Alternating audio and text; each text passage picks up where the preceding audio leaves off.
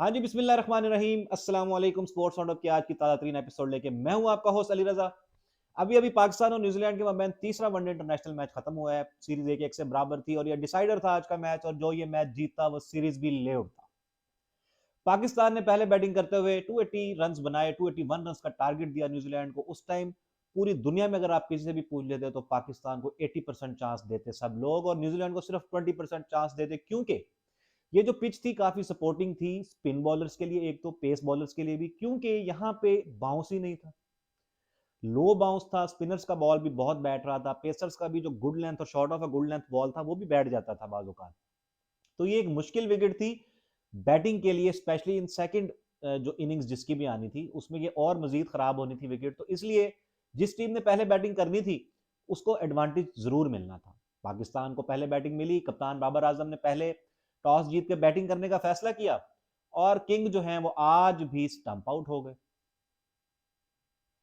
सबसे पहले आज इमामुल हक को बिठा दिया गया इंजरी का बहाना करके कि उसको इंजरी हुई है, जबकि मेरे ख्याल में बाबर आजम पे ये बहुत ज्यादा प्रेशर था कि भाई शान मसूद को मैच खिलाओ, किसी भी तरीके से उसकी जगह बनाओ टीम में, क्योंकि हमने उसे, हमारी साड़ी नहीं कहते ना पंजाबी, जो साड़ी रहती नहीं फिर कि अगर तू इन्हों ये मैच भी ना खिलाया तो ये चमाट है हमारे मुंह पे कि अगर तूने ये इसको मैच ना खिलाया। तो ये सबसे पहले तो कंट्रोवर्सी ये थी कि इमामुल हक कोई इंजर्ड नहीं था, इमामुल हक को बिठाया गया है सिर्फ ये कह गया कि यार तेरी 2 मैचेस में परफॉर्मेंस नहीं है, तो हम शान मसूद को चांस दे देते हैं तेरी जगह पे। तो शान मसूद क्योंकि वाइस कैप्टन अनाउंस हुआ हुआ था, तो ये भी एक सियासतें चल रही है, सारा कुछ बैक एंड पे हो रहा है। आपको मैंने ये क्या कहते हैं थोड़ी सी खबर दी है ना, आप इस पर सोचेंगे आपको समझ आ जाएगी कि ये इस तरह की बात है। तो शान मसूद को तो सीधी सी बात है प्रेशर की वजह से आज खिलाना पड़ा, वो फिर फेल हो गया, आउट हो गया आते ही। फखर जमान, फखर जमान का भी बड़ा ही आला कमबैक हुआ है, जैसा कि सरफराज अहमद का टेस्ट मैचेस में हुआ था वैसे ही फखर जमान का ओडीआईज में कमबैक हुआ है। 3 इनिंग्स के अंदर उसने, एक पहले मैच में 50 बनाई, दूसरे मैच में वो फेल हुआ, तीसरे में आज उसने बड़ी शानदार सेंचुरी स्कोर की। वेरी वेल डन फखर जमान। और आपकी हमें जरूरत है इसी तरीके से T20 में भी, नॉट एट नंबर 3 और 4 एज एन ओपनर, ये बात करेंगे। तो फखर जमान ने आज, और रिजवान ने भी अच्छी बैटिंग की आज, क्योंकि हमारी 2 विकेटें जल्दी गिर गई थी, क्योंकि बाबर भाई आज आते ही जो है ना एक फिर स्टंप हो गए। बाबर आजम ने आज एक यूनिक रिकॉर्ड कायम किया है कि वो हिस्ट्री का, क्रिकेट हिस्ट्री का पहला खिलाड़ी बन गया है जो 3 कंसेक्टिव दफा स्टंप आउट हो गया 3 कंसेक्टिव मैचेस के अंदर। अगर वो टेस्ट हो, T20 हो या ओडीआई हो, मतलब किसी भी फॉर्मेट की क्रिकेट के अंदर दुनिया का कोई भी खिलाड़ी आज तक कंसेक्टिव 3 दफा स्टंप आउट नहीं हुआ, और ये रिकॉर्ड बाबर आजम साहब ने आज हासिल किया, क्योंकि बाबर आजम तो किंग ऑफ रिकॉर्ड्स है और रिकॉर्ड उसके पीछे भागते रहते हैं, और वो रिकॉर्ड पे रिकॉर्ड बनाता भी है और तोड़ता भी है। तो आज ये एक यूनिक रिकॉर्ड किंग ने हासिल किया। जब हमारी 2 विकेटें जल्दी गिर गई 24-25 के स्कोर पे, तो उस टाइम रिजवान और फखर जमान ने तकरीबन 150 रन की पार्टनरशिप की। रिजवान ने बहुत अच्छी बैटिंग की, बेटर देन रना बॉल वो खेला आज, लेकिन एक गंदी बॉल, यानी कि वही गुगली रीड नहीं कर पाया आज वो सऊदी की, और 77 रन पे बोल्ड हो गया। तो ये इतनी लंबी जब आप खेल भी लेते हैं, बॉलर को समझ भी लेते हैं, फिर भी ये जो हम हमारे बैट्समैन स्पिनर्स के अगेंस्ट अक्सर रॉन्ग रन जो है, जो जिसको गुगली कहते हैं लेग स्पिनर की, वो हम पिक नहीं कर पाते, तो उस पर बड़ा ही मुझे अफसोस होता है। तो रिजवान भी आज एक अच्छी बैटिंग की, नो डाउट, जब अच्छा खेलेगा मैं अच्छा कहूंगा। अच्छी बैटिंग की ब्रदर ब्रो ने आज, बहुत अच्छी बॉय ने बैटिंग की है, बेटर देन रन बॉल की है, एक मुश्किल सिचुएशन में आके उसने पार्टनरशिप लगाई फखर जमान के साथ। तो वेल डन रिजवान। लेकिन आप गूगली रीड नहीं कर पाए, जिस तरह आपका बोल्ड होने का तरीका था ना वो बहुत ही अगली था। आप रिप्ले देखें आपको खुद भी शर्म आएगी कि मैंने ये क्या किया। खैर वो जब 180 तक ले गए स्कोर फखर, और वो फखर ने फिर मीन वाइल सेंचुरी स्कोर की, लेकिन फखर ने जब अपना सेंचुरी वाला रन लिया ना, 100th रन जब वो ले रहा था अपना, जब 99 के बाद उसने सिंगल लिया, तो जब वो अब भाग रहा था तो उसके फील्डर ने थ्रो की तो उसके पाँव पे या एंकल पे कहीं बॉल लगी, तो वो लंगड़ा रहा था।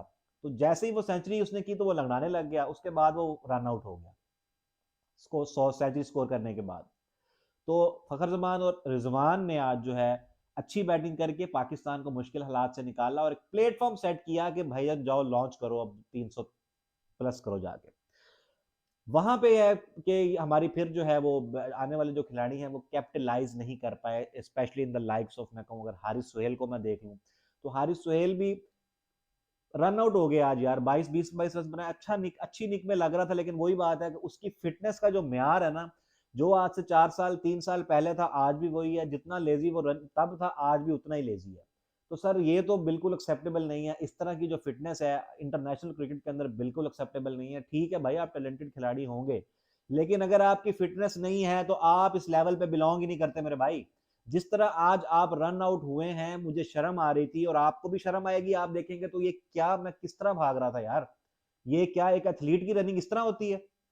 तो हारिस वेल run out, Babar Azam stump out हो रहे हैं, अजीबो गरीब हमारे तरीके चल रहे थे आउट होने के।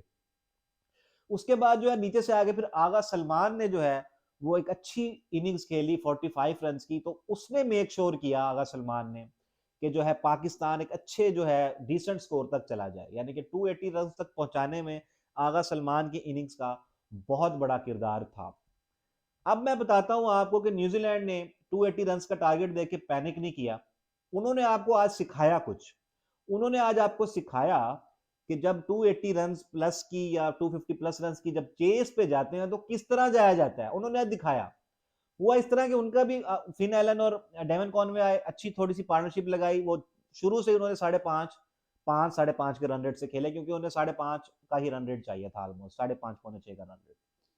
तो वो ओपनर आए, आराम आराम से टाइम लेके खेलते रहे। फिन एलन जो है वो आउट हो गए एक मरतबा, फिर जल्दी आउट हो गए। उसके बाद जो है क्योंकि फिन एलन हुए रन आउट, ठीक है जी, बहुत अच्छा थ्रो किया कामरान गुलाम ने। और कामरान गुलाम का सीन ये हुआ है कि हारिस सुहेल को आज बॉल लगी थी हेलमेट पे टुमटुमे के ऊपर। तो वो जब इनिंग्स का इख्तिताम हुआ तो फिर कंकशन टेस्ट वगैरह उसका मजीद लेना था, उसको हॉस्पिटल भेजा जाना था। तो कंकशन रिप्लेसमेंट के तौर पे कामरान गुलाम को फिर फील्ड में भेजा गया, और ये उसका ऑफिशियल ओडीआई डेब्यू हो गया, क्योंकि वो एज अ कंकशन रिप्लेसमेंट आया था इस मैच में, फील्डिंग जब वो करने आया था। तो ओडीआई डेब्यू पे मैं कामरान गुलाम को मुबारकबाद पेश करता हूँ। बेचारे तेरी क्या किस्मत है, तेरा ओडीआई डेब्यू हुआ और पाकिस्तान मैच गंदे तरीके से, मैच नहीं आ रहा, सीरीज भी हार गया, तेरा कोई कसूर नहीं, बल्कि तूने तो रन आउट बड़ा कमाल का किया। तो फिन एलन रन आउट हो जाते हैं। उसके बाद केन विलियमसन और डेवन कॉनवॉय ने आज फिर कमाल की बैटिंग की, दोनों ने 50-50 रन स्कोर किए। और जो है इस सारी पार्टनरशिप में जब ये डेवन कॉनवे और केन विलियमसन खेल रहे थे, तो जो रन रेट था, जो रिक्वायर्ड रेट था, उन्होंने हमेशा उसको मैच करके चले, कभी भी वो उसको ग्रिप से बाहर जाने नहीं दिया। वो हमेशा वही 5.5 6 तक, 6 6.2 होता था, 6.1, लेकिन फिर वो 6 पे ले आते थे, फिर 6 से नीचे ले आते थे, इस तरह वो करके चले। अनलाइक हमारी तरह कि जब हम 262 की चेस पे गए सेकंड ओडीआई, तो हम कितने के रन रेट से खेल रहे हैं, हम 3 के रन रेट से खेल रहे हैं, हम 3.5 के रन रेट से खेल रहे हैं। ये क्या मजाक है यार। आपको 230-40 का चेस दे दो, आपके हाथ पैर फूल जाते हैं।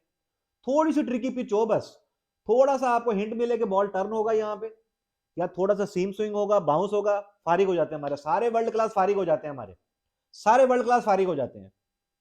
तो आज न्यूजीलैंड ने आपको एक बेहतरीन सबक सिखाया है कि किस तरह चेस पे जाया जाता है और एक टारगेट को किस तरीके से अप्रोच किया जाता है। अगर आपकी विकेटें गिरती भी रहें, तब भी आपने कभी भी रिक्वायर्ड रन रेट को अपनी रीच से बाहर नहीं जाने देना, बल्कि हमेशा उससे मैच करके चलना है, तब ही आप टारगेट को चेस कर सकते हैं। हमारे खिलाड़ी क्या करते हैं जी, आपने दूसरे ओडीआई में देखा ही है, बाबर है, रिजवान है, 100 बॉलें खेल गए, सिर्फ 50 रन की पार्टनरशिप, 2.5-3 के रन रेट से खेल रहे हैं। ये तो हमारी है, ये तो सिलसिले हमारी टीम के अंदर। तो डेवन कॉनवॉय, केन विलियमसन, बहुत अच्छा, डेवन कॉनवॉय फिर आउट होते हैं, फिर केन विलियमसन, लेथम के डेरल मिचेल आ जाते हैं, फिर केन विलियमसन रन आउट हो जाते हैं। लेकिन इस सारे सिनेरियो डेरल मिचेल ने भी आके अच्छा चिप इन किया, 25-30 रन उसने भी बनाए। टॉम लेथम आया, वो लेकिन जल्दी आउट हो गया। जब ये उनकी 181 पे 5 विकेटें गिर गई न्यूजीलैंड की और पाकिस्तान ने मैच में कम बैक कर लिया, उस टाइम रिक्वायर्ड रेट 6 से थोड़ा सा ऊपर चला गया, क्योंकि उनके ऊपर नीचे 2-3 विकेटें गिर गई। Then comes the hero of the day, या हीरो ऑफ द नाइट मैं बोलूं, ग्लेन फिलिप्स। ग्लेन फिलिप्स को इतना नीचे वो हमेशा भेजते नहीं है 7वें नंबर पे, आज उसको थोड़ी सी प्रॉब्लम थी। उसके पहले ये बताया गया कि शायद उसके पेट में दर्द है, इस वजह से उसको होल्ड ऑन किया गया। तो लड़के ने आज क्या इनिंग्स खेली है भाई, 7वें नंबर पे आके 181 फॉर 5 से, जब रिक्वायर्ड रन रेट भी 6 से ऊपर चला गया, और उसके बाद 2 ओवर्स पहले मैच फिनिश करना, खड़े होके, आउट होके नहीं जाना, मैच खड़े होके फिनिश करना। That's the quality of the batsman. ये होती है एक पावर पैक्ड प्लेयर की क्वालिटी, ये होता है एक स्किल सेट कि छक्के कैसे मारते हैं। ये जो बात होती है ना मॉडर्न डे क्रिकेट की, मॉडर्न डे अप्रोच हम अपनाएंगे और अब ये इस तरह खेलेंगे और अब इंग्लिश मॉडल ले आएंगे, हम ऑस्ट्रेलियन मॉडल ले आएंगे, घंटा। आप देखेंगे ये जो आजकल के मॉडर्न डे प्लेयर्स हैं, ये कितनी क्रॉस हिटें मारते हैं। ग्लेन फिलिप्स के आज सारे छक्के देखिएगा, उसने कितनी टांग पे मारी है, मतलब किस तरीके से उसने जो इवन के ये छक्का भी मारा है स्क्वायर लेग का, वो भी इस तरह बल्ला सीधा कर लिया था उसने अपना, सीधा ये नहीं था बल्ला उसका, सीधा ऐसे मारा उसने, कमाल की हिटिंग की है उस बंदे ने। लोग कहेंगे जी हमारे पास नसीम शाह नहीं सी इस वजह तो मैच हार गए, ਤੁਹਾਡੇ ਕੋਲ नसीम शाह नहीं सी तो ਤੁਹਾਡੇ ਕੋਲ हसनैन है ऐसी, बॉलर तो थे ना आपके पास, फिर भी क्या हो गया, नसीम शाह ने अगर आउट कर दिए तो आपके पास दुनिया में और कोई बॉलर नहीं है। तो ग्लेन फिलिप्स ने आगे जी फिर वो दे मार 4.5, उसने तो तबाही फेर दिया आगे। और हमने देखा है कि जब भी किसी खिलाड़ी या जब भी किसी टीम ने बाबर आजम के प्लान ए को डिस्टर्ब किया है, बाबर आजम के पास कभी भी प्लान बी नहीं होता, कभी भी नहीं होता। जैसे ही ग्लेन फिलिप्स ने आके उस पर अटैक करना शुरू किया, बाबर आजम के हाथ पैर फूल गए, बिल्कुल फूल गए। उसामा मीर का एक ओवर रहता था, उसने पिछले ओवर में विकेट ली हुई थी, उसको उसने ओवर ही नहीं दिया, उसने होल्ड कर लिया, वसीम जूनियर को ले आया, हारिस रऊफ को ले आया। और कुदरत गवाह इस चीज की कि हारिस रऊफ और मोहम्मद हसनैन ने क्रूशल मैचेस में मार खा के हमें मैच हरवाए हुए हैं। आप टी20 में देख लें, आप ओडीआई में देख लें, इन्होंने मैचेस हरवाए भी हैं हमें, अगर कुछ जितवाए हैं ना तो उतने ही हरवाए भी हैं, तो 50-50 रेशियो है। हारिस रऊफ किधर गई आपकी 150 की पेस बॉलिंग, वो यॉर्कर्स और वो सारा सिस्टम कहाँ गया? क्या आप टेलेंडर्स के लिए सिर्फ रह गए हैं? टेलेंडर्स को यॉर्कर मार के बोल्ड करके आप पूरे ग्राउंड को चक्कर लगाएंगे? तो ग्लेन फिलिप्स ने जब आगे बाबर आजम का जो था प्लान ए, उसको चौपट किया, उसको डिस्टर्ब किया, उस पर अटैक किया, तो बाबर आजम के फूल गए हाथ पैर, ना उसे फील्ड प्लेसमेंट की समझ आ रही है, ऊपर से इतने रन आउट चांसेस हमने मिस किया, इतने के उंगलियों पे भी नहीं बंदा गिन सकता। मजे की बात, 10वें ओवर के लिए, आखिरी ओवर के लिए मीर हमजा को कहा गया चल बीच में मार बहुत बड़े तू आ जा, उसने आके एज निकलवा दिया ग्लेन फिलिप्स का, रिजवान ने कैच छोड़ दिया। बताओ, रिजवान भाई ने कैच छोड़ दिया। इससे बातें करवा लो, इससे कर लो कि अच्छा छोड़ के करना है, तेज करना है, अब ये रिवर्स नहीं मारेगा, ये नहीं करेगा, माइक पे माँ बहन इसने की होती है, स्टंप माइक से इतनी आवाज इसकी आ रही होती है। और जब टाइम आया कैच पकड़ने का, क्रूशल मौके के ऊपर इसने कैच छोड़ दिया, ग्लेन फिलिप्स का कैच छोड़ दिया। यार आप डिजर्व करते थे यहां से मैच जीतना, आप डिजर्व ही नहीं करते थे। जब आप इतनी गंदी फील्डिंग करेंगे, इतनी घटिया फील्डिंग करेंगे, तो आप डिजर्व नहीं करते सर मैच जीतना।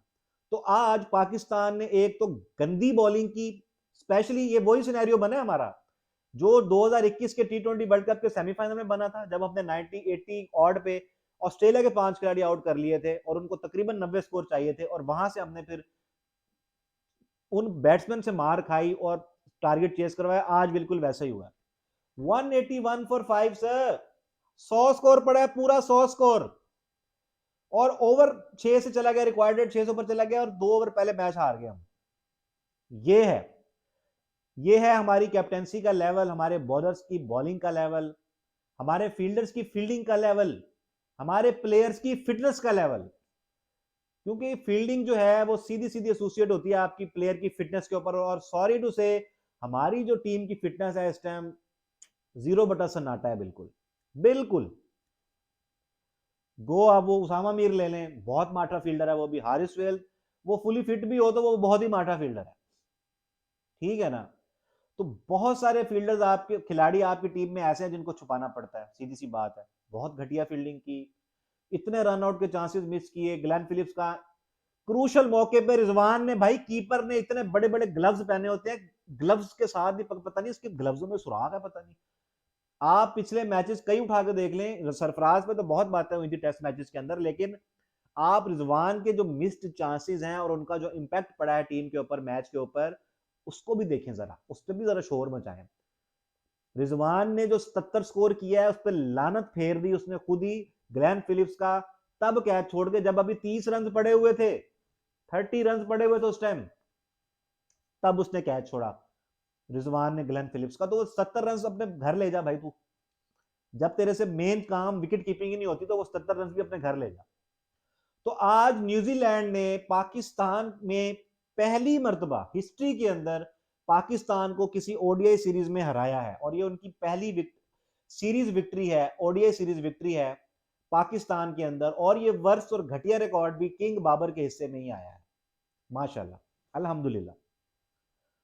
कि न्यूजीलैंड ने हमारे घर में हमें हरा दिया भाई, हम ओडीआई सीरीज भी हार गए, एक और सीरीज डिफीट, कोई गल नहीं, हमें तो आदत सी हो गई है, वो कहते हैं ना अब तो आदत सी है मुझको ऐसे जीने में, तो हमें तो हो गई आदत सी, जो आ रहा है हमारा इधर घंटा बजा रहा है और जा रहा है, जो आ रहा है घंटा बजा रहा है और जा रहा है। न्यूजीलैंड आया भी, न्यूजीलैंड आया टेस्ट सीरीज भी बराबर की, हम टेस्ट सीरीज में भी मैच बचा रहे थे दोनों में, ओडीआई सीरीज वो हमसे जीत के ले गए वैसे ही।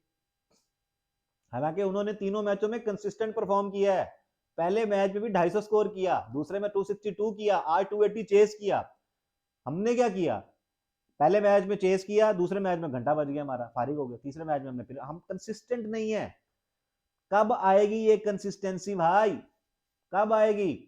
तो इस सीरीज के एंड के साथ ही अब जो 2-3 दिन से न्यूज चल रही थी कि पीसीबी कंसिडर कर रहा है कि व्हाइट बॉल फॉर्मेट का कैप्टन अलग हो और टेस्ट का कैप्टन अलग हो, यानी कि बात तो 3 नए कप्तानों की हो रही है कि टेस्ट, ओडीआई और टी20 में अलग अलग कैप्टन हो, लेकिन मैं इस हक में नहीं हूं कि आप 3 अलग कैप्टन बनाएं। आप 2 कैप्टन बना लें, एक व्हाइट बॉल का जो टी20 भी लीड करे और ओडीआई भी लीड करे, और एक आप बना लें रेड बॉल का। लेकिन 3 कप्तानों वाली कहानी जो है उस पर भी मुझे कोई एतराज नहीं है, क्योंकि अगर सरफराज की बात होती है टेस्ट में कप्तान बनाने की तो मैं उसके हक में हूं, लेकिन शान मसूद की बात हो रही है ओडीआई कैप्टनसी की, भाई शान मसूद की तो ओडीआई में जगह ही नहीं बन रही, शान मसूद की तो ओडीआई में जगह ही नहीं बन रही, और फखर जमान के फिट होने के बाद उसकी टी20 में भी जगह नहीं बनेगी, नहीं बनेगी, क्योंकि आगा सलमान अब टी20 खेला करेगा। टी20 में आपके पास चाचू इफ्तिखार भी हैं, टी20 में आपके पास शादाब खान भी है, नवाज भी है, तो एक ऐसा प्लेयर जिसकी टीम में अभी जगह ही पक्की नहीं हुई, वो कैप्टन कैसे बन सकता है? मैं शान मसूद की बात कर रहा हूं, तो सरफराज की समझ आती है, टेस्ट मैच में अगर आपने उसे कप्तान बनाना है तो आप उसे जरूर बनाएं, लेकिन व्हाइट बॉल के अंदर आपके पास जो है ना सर, कोई और ऑप्शन होनी चाहिए। शान मसूद से अच्छा तो फिर आप बाबर को रहने दें, समझ आ रही है ना, तो फिर बाबर ही ठीक है। लेकिन ये वनडे मैच और ये सीरीज हारने के बाद अब तो इस पे फुल स्टॉप और मोहर लग चुकी है कि बाबर आजम का ये एज ओडीआई कैप्टन आखिरी मैच था, ये मैं आपको अभी बता रहा हूं, ये उसका as ODI captain last match था। नेक्स्ट ओडीआई जब भी पाकिस्तान खेलेगा उसमें कैप्टन कोई और होगा, मे भी उसमें शान मसूद हो सकता है। बाबर आजम को रिस्ट्रिक्ट किया जा रहा है टी20 कैप्टनसी तक, रेड बॉल में सरफराज की बात हो रही है और व्हाइट बॉल में ओडीआई के अंदर शान मसूद की बात हो रही है, तो मेरे हिसाब से तो आपके पास बेहतरीन ऑप्शन थी शादाब खान की सूरत में, तो शादाब खान को ही ग्रूम किया गया इतने अरसे वाइस कैप्टन, तो शादाब खान को क्यों नहीं नाम, शादाब खान का नाम क्यों नहीं लिया जा रहा, मुझे इस चीज की समझ नहीं आ रही, बल्कि मैं तो ये चाहता हूं कि शादाब खान बने टी20 का captain.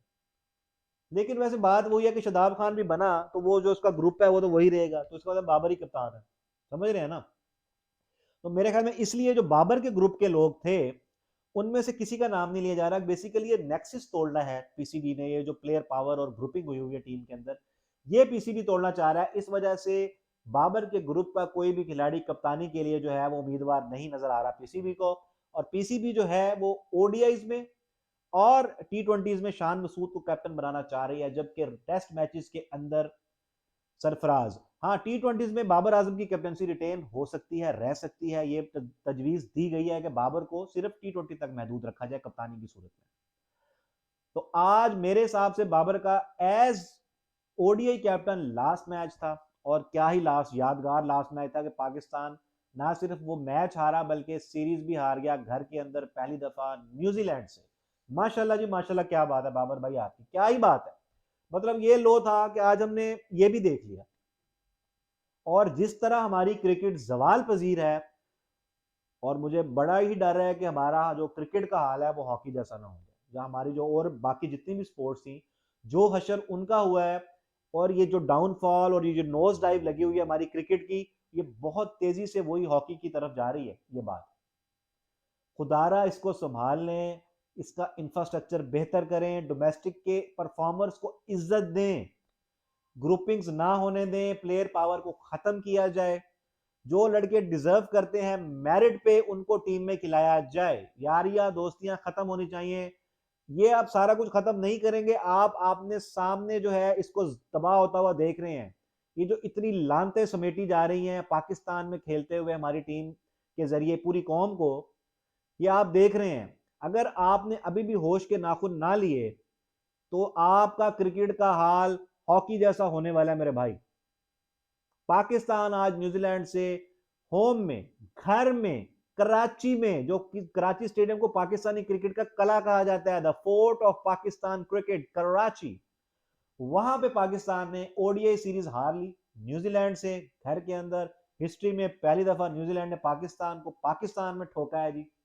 Congratulation to Kane Williamson, बहुत ही कमाल की कप्तानी, बहुत ही कमाल की बैटिंग रही उसकी तीनों मैचेस के अंदर। और न्यूजीलैंड ने आज आपको बताया कि रन चेस, 50 ओवर गेम में रन चेस कैसे की जाती है। रिक्वायर्ड रन रेट को सर कभी भी आपने ऊपर नहीं जाने देना, आपने हमेशा उसको कंट्रोल में रखना है, चाहे जो मर्जी हो जाए। आपके खिलाड़ियों के पास ये स्किल सेट होना चाहिए। अंडर प्रेशर जो प्लेयर परफॉर्म करता है वही एक ग्रेट प्लेयर और एक ऑर्डिनरी प्लेयर के दरमियान डिफरेंस क्रिएट करता है। तो बहुत सारी बातें करने को दिल करता है, लेकिन अब क्या बात करूं मैं।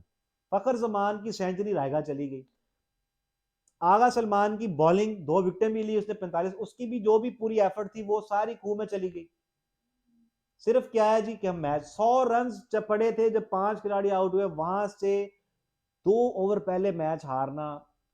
आप सोच लें कि आपकी टीम इस वक्त कहां खड़ी है, आपका जो लीडर है बाबर आजम इस वक्त कहां स्टैंड करता है। आई एम सॉरी टू से, आप बल्कि मुझे अब कोई सॉरी नहीं है कि बाबर आजम कप्तानी का मटेरियल है ही नहीं मेरे भाई। आप एक ग्रेट बैट्समैन है, लेकिन सर मैंने आपको किसी क्रूशल मैच में चलते नहीं देखा। जहां पाकिस्तान को जरूरत थी वहां आप फेल हुए, जहां पाकिस्तान को जरूरत पड़ी टूर्नामेंट्स में, जहां पे भी आप वहां वहां फेल हुए।